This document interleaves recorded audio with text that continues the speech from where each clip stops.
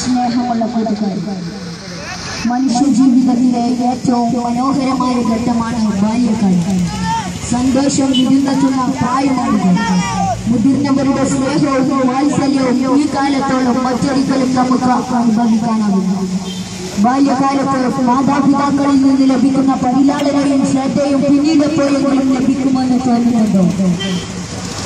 ബാല്യകാലം തിരിച്ചു കിട്ടിയെങ്കിലെന്ന് ആശിച്ച കവികളും കഥാകാരന്മാരും അനവധിയാണ്. നഷ്ടബാല്യത്തെക്കുറിച്ച് വേവലാതിപ്പെടാത്തവരായി ആരുമില്ല എന്നതാണ് യാഥാർത്ഥ്യം. കാരണം ബാല്യത്തിൽ സ്വാതന്ത്ര്യത്തിന്റെ മാധുര്യം ആവോളം ആസ്വദിക്കാൻ നമുക്ക് കഴിയുന്നുണ്ട്. നമ്മുടെ കൊച്ചു കുസൃതികൾ പൊറുക്കാൻ സമൂഹം തയ്യാറാണ്. മുത്തുനബി സല്ലല്ലാഹു അലൈഹി വസല്ലമക്ക് കുട്ടികളോട് വല്ലാത്ത ഇഷ്ടമായിരുന്നെന്ന് നാം പഠിച്ചിട്ടുണ്ട്.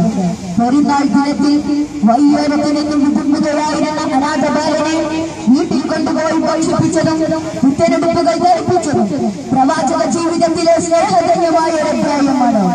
കുട്ടികളാണെന്നത് കൊണ്ട് നമുക്ക് സമൂഹത്തോട് ഒരു ഉത്തരവാദിത്വമെന്ന് കൂട്ടുകാർ തെറ്റിദ്ധരിക്കരുത്.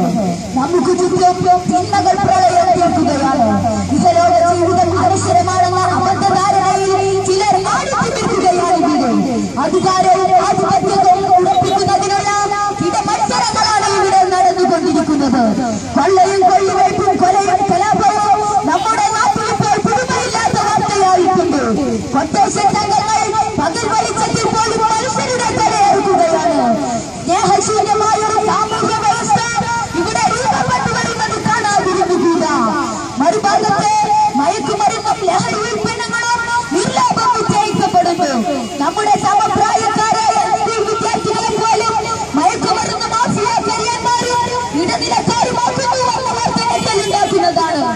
നമ്മുടെ പ്രിയപ്പെട്ട കൊച്ചനുജത്തിമാരെ വൈദഗ്ധ്യക്കാരും അവരെ നശിപ്പിക്കുന്നതിനുള്ള ശ്രമങ്ങൾ ശക്തിപ്പെട്ടു വരുന്നതിന്റെ പേടിപ്പിക്കുന്ന റിപ്പോർട്ടുകൾ പത്രമാധ്യമങ്ങൾ പുറത്തുവിടുകയാണ്. തിന്മയുടെ ഉപാസകർക്കെതിരെ നാം ജാഗ്രതയാവണം. പോരാ, സമൂഹത്തെ കൂടി ഈ ജാഗ്രതയിലെത്തിക്കണം. നമ്മെ ലക്ഷ്യമിട്ടെത്തുന്ന മാഫിയകളെ ചെറുക്കാൻ ഏറ്റവും ഫലപ്രദമായ മാർഗം ഒരുമിച്ച് നിൽക്കുക എന്നതാണ്. ഐക്യമതം മഹാബലം എന്ന് കേട്ടിട്ടില്ലേ? സംഘടിതരെങ്കിൽ ഏത് പ്രതിസന്ധിയെയും നിഷ്പ്രയാസം അതിജയിക്കാം. ഏത് വന്മലയും നമുക്ക് കീഴടക്കാം. നിങ്ങൾ ഒറ്റപ്പെടരുതെന്ന് പ്രവാചക തിരുമേനി സല്ലല്ലാഹു അലൈഹി വസല്ലം നിർദ്ദേശിച്ചതിന്റെ താല്പര്യം ഇതാണ്. ഒറ്റപ്പെടുന്നവരെ ചെന്നായ പിടിക്കുമെന്നാണ് തിരുവചനം. ആ ചെന്നായ തിന്മയുടെ പ്രതീകമാണ്. ഒറ്റപ്പെടുന്നവരെ തിന്മയുടെ ശക്തികൾക്കുമേൽ വേഗത്തിൽ കീഴ്പ്പെടുത്താനാവും. സംഘടിത സമൂഹത്തിനുമേൽ ആർക്കും എളുപ്പം വിജയം നേടാൻ കഴിയുന്നത് ചരിത്രം നേർക്കാര്യമാണ്.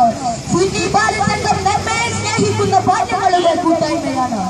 നന്മയോടുള്ള താല്പര്യവും തിന്മകളോടുള്ള വിരോധവും ബാലമനസ്സുകളിൽ അന്തരിപ്പിക്കുന്നതിന് വേണ്ടിയാണ് സുന്നി ബാലസംഘം പ്രവർത്തിക്കുന്നത്.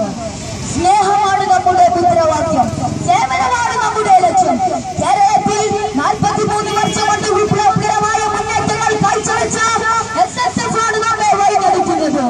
അറിവിനെ നേടി സമ്പന്നരാവുക എന്നതാണ് SSF നമ്മോട് ആവശ്യപ്പെടുന്നത്. അറിവന്വേഷകരെ വളരെയേറെ പ്രോത്സാഹിപ്പിച്ച മതമാണ് ഇസ്ലാം. അറിവ് മതത്തിന്റെ ജീവനെന്നാണ് മുത്തുനബി സല്ലല്ലാഹു അലൈഹി വസല്ലം വിശേഷിപ്പിച്ചത്.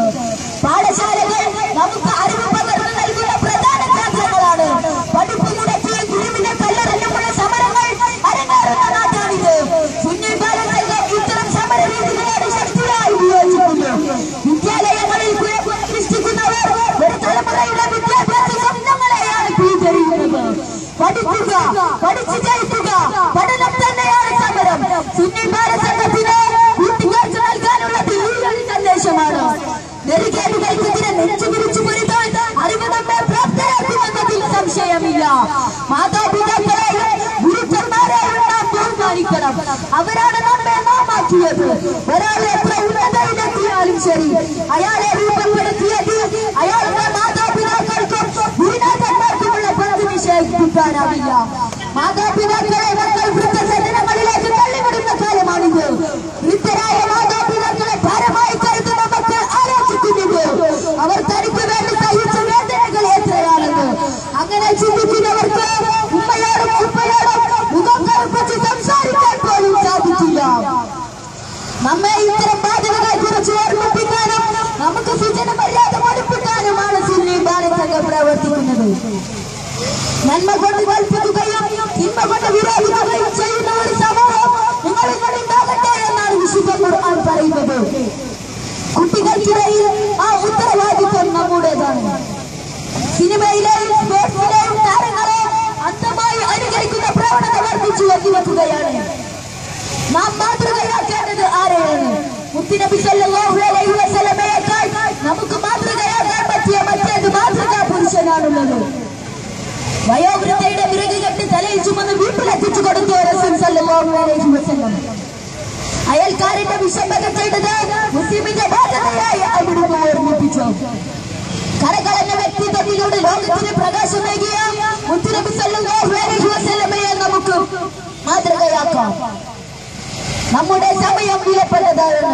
അതേക്കുറിച്ച് അന്ത്യനാളിൽ വിചാരണ ചെയ്യപ്പെടും.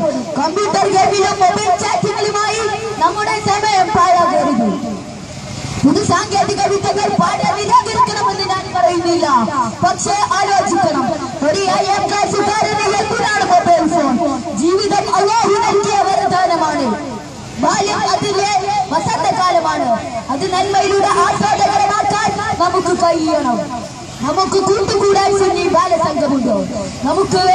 നമുക്ക് വൈകാട്ടാൻ SSF-ഉമുണ്ട്. നമുക്ക് വേണ്ടി പ്രാർത്ഥിക്കാൻ സയ്യിദുകളും ഉസ്താദുമാരുമുണ്ട്. അവരുടെ വലിയ കൊച്ചു കാര്യങ്ങൾ ചേർത്ത് പിടിച്ച് നമുക്ക് മുന്നേറാം. ധാർമ്മിക വിപ്ലവം സിന്ദാബാദ്. SBF സിന്ദാബാദ്. അസ്സലാമു അലൈക്കും.